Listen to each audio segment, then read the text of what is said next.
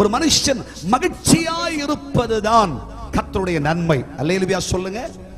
அல்லேலூயா.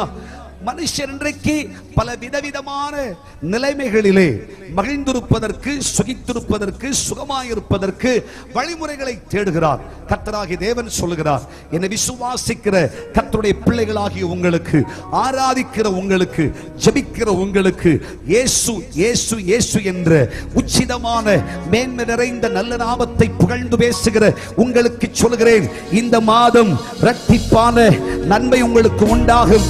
நீங்கள் என் நிமித்தம் மகிழ்ந்திருப்பீர்கள். தானியமும் திராட்சரசமும் பெருகியிருக்கிற காலத்தின் சந்தோஷத்தை பார்க்கலும் அதிக சந்தோஷம். அல்லேலூயா.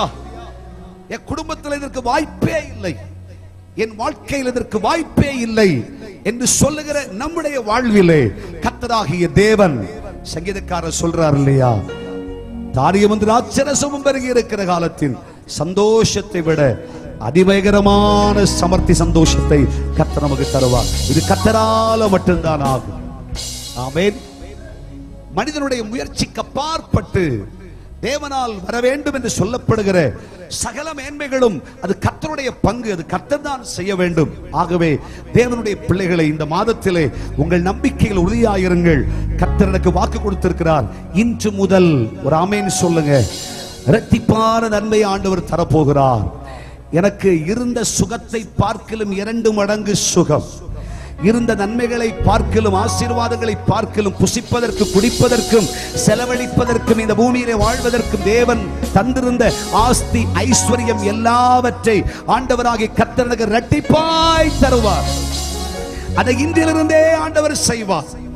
நான் மகிழ்ச்சியாயிருப்பதற்கு, கடந்த மாதம் என்று சொல்வது துக்கமும் கஷ்டமும் வேதனையும் சஞ்சலமும் என் வாழ்க்கையில் ஒரு பகுதியை அழித்துக் கொண்டே இருந்தது.